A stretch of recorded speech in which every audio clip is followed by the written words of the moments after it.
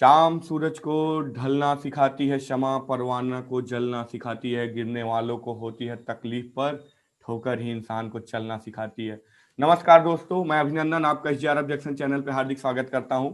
आज जेआरएफ की सीरीज में एक यंग जेआरएफ यानी अंकित गुप्ता जी हमारे साथ हैं। इन्होंने जेआरएफ की परीक्षा अपने एमए प्रथम वर्ष में ही उत्तीर्ण की। सर्वप्रथम अंकित जी, इसके लिए आपको बहुत बहुत शुभकामनाएं। Thanks sir.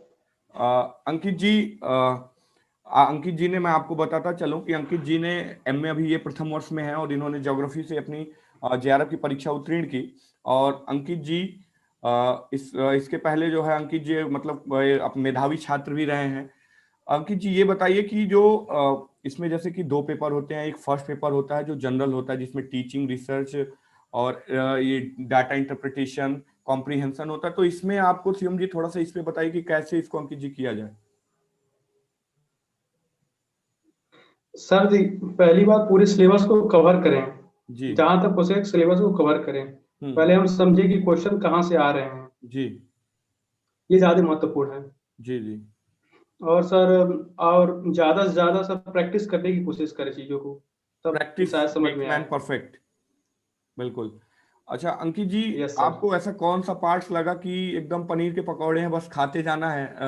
पहले पेपर में जो फर्स्ट पेपर होता है जनरल जीएस जो होता है, उसका आपको कौन सा पार्ट लगा कि हाँ पनीर के पकौड़े बस खाते जाना है?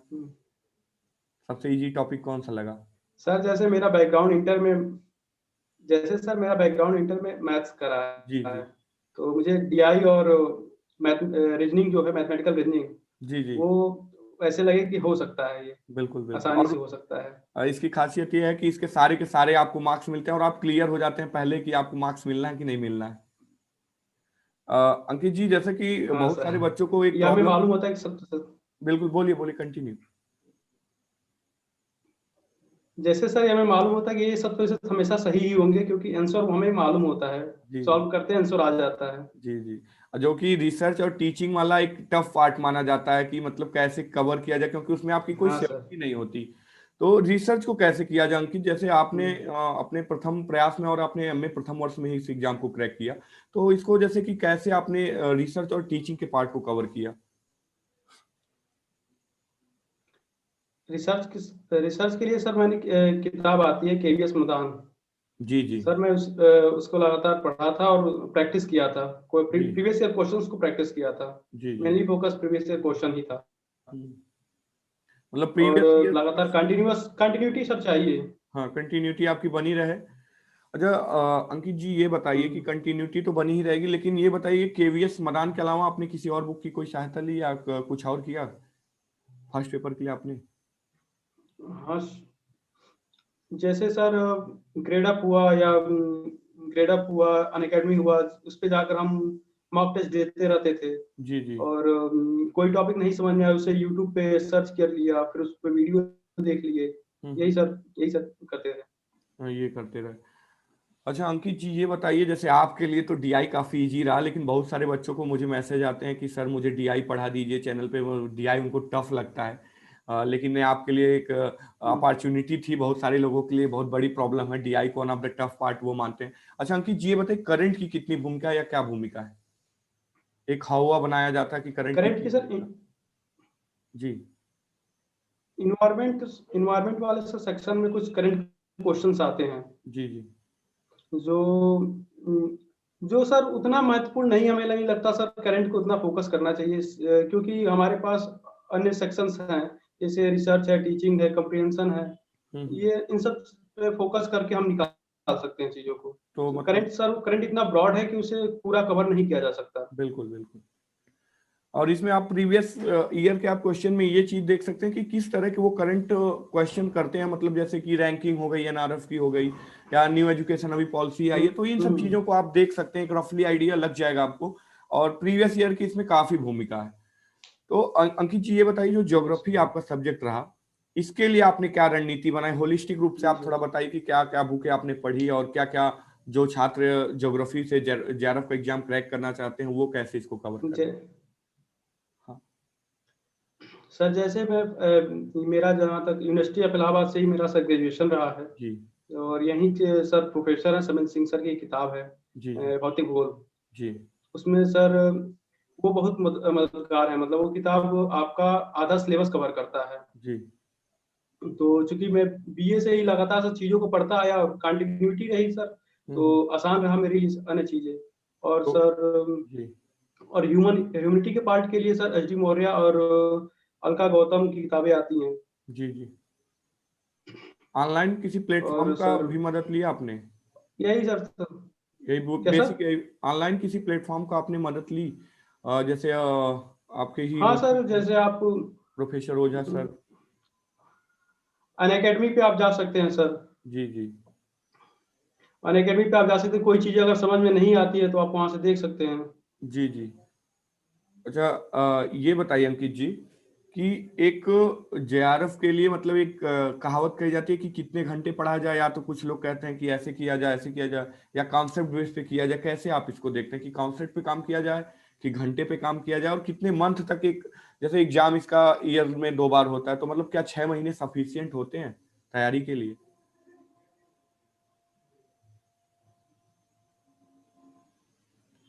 क्या 6 महीने सफिशियंट होते हैं? आवाज जा रही है अंकित जी? आवाज़ हेलो, सर कट रही है। अब आ रही है आवाज? अब गई है आवाज? कट रही है सर। हेलो, हाँ सर। अब आई आवाज? हाँ सर।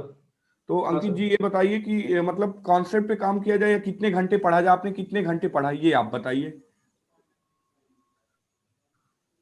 कितने घंटे पढ़ा जाए? कट रही है सर। अब आ रही है आवाज?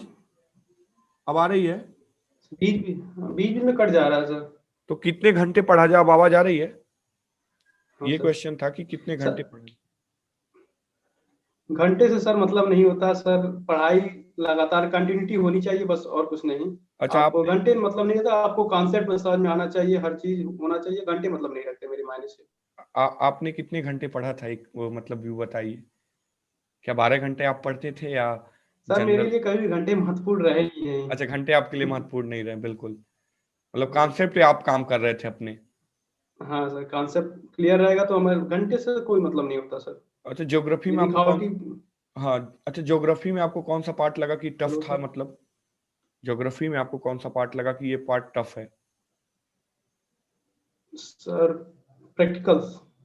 प्रैक्टिकल्स थोड़े से आपको टफ लगे, और सबसे इजी कौन सा लगा? हाँ सर। सबसे इजी सर मेरे लिए हमेशा से फिजिकल इजी था। फिजिकल सबसे इजी। मेरे लिए हमेशा से फिजिकल इजी था। जी जी। Yes sir. और अंकित जी ये बताइए, आपने बिना कोचिंग के जेआरएफ को एग्जाम को क्रैक किया, तो जो बच्चे कोचिंग करना चाहते हैं या अभी तैयारी करना चाहते हैं, कोचिंग की कितनी भूमिका है? कोचिंग इंस्टीट्यूशन बहुत सारे हैं, उनकी कितनी भूमिका है ये थोड़ा सा बताइए, जैसे आपने बिना कोचिंग के अपने जेआरएफ के एग्जाम को क्रैक किया। सर ये तैयारी करने वालों पर डिपेंड करता है कि क्या उन्हें एक क्लासरूम एनवायरनमेंट चाहिए, जी। कि या बिना उस क्लासरूम एनवायरनमेंट के वो अपनी सेल्फ स्टडी से पढ़ाई को आगे कर सकते हैं कंटिन्यू। हाँ, अगर वो अपने अगर से, हाँ। बिना वो सेल्फ स्टडी के कंटिन्यू सेल्फ स्टडी से कर सकते हैं तो हमारे हिसाब से सर कोचिंग की कोई आवश्यकता नहीं है। जी जी। अगर आप सेल्फ स्टडी से कर सकते हैं तो आपको कोचिंग की कोई बहुत विशेष भूमिका नहीं है। और जैसे फर्स्ट पेपर के लिए बहुत सारे बच्चे जी करते हैं, तो उसकी कुछ भूमिका है उसकी भी, कि नहीं? उसकी भी कोई भूमिका आपको लगती है? सर शायद मेरे हिसाब से तो नहीं है, अगर आप कंटिन्यू पढ़ेंगे तो हो जाएगा। हो जाएगा, मतलब आप करत करत के अभ्यास ते जड़मत हो सुजान, रसरी आवत जाते सिल पे पड़त निशान। हाँ, तो अंकित जी ये बताइए, जैसे बहुत सारे बच्चे हैं जो जेआरएफ का एग्जाम भविष्य में अपने क्लियर करना चाहते हैं, उनके लिए आप क्या कहना चाहेंगे? बस सर लगे रहिए, हो जाएगा। और लगे रहिए, कंटिन्यूटी अपनी बनाए रहिए, और हो जाएगा। अच्छा, एक क्वेश्चन हाँ सर। लास्ट में ये करना चाहूंगा अंकित जी कि आपका इसके पीछे क्या पर्पस था, कि रिसर्च के फील्ड में काम करना है, या डॉक्टर की डिग्री लेनी है, या पैसा कमाना है 35,000 पर मंथ, क्या था, या एक प्रेस्टिजियस जॉब है? किस दृष्टि से आप देखते हैं इसको? नहीं सर, मेरा हमेशा से मोटो रहा है, मैं सर रिसर्च में आगे कुछ करना चाहता हूँ। मतलब आप मैं रिसर्च रिसर्च के के, क्षेत्र में ही आगे जाना चाहता हूँ। जी जी, मतलब आपका यही फील्ड है क्षेत्र में और ही आप आगे इसी जाना फील्ड में चाहता हूँ, तो काम मेरा करना हमेशा। चाहते थे। जी। जी अ, सर। अंकित जी, हमेशा से। ऐसा कोई पॉइंट्स है जो मैंने कवर न कर पाए और वो आप बताना चाहते हैं? ऐसा कोई पॉइंट्स है जो मैं शायद न पूछ पाया हूँ?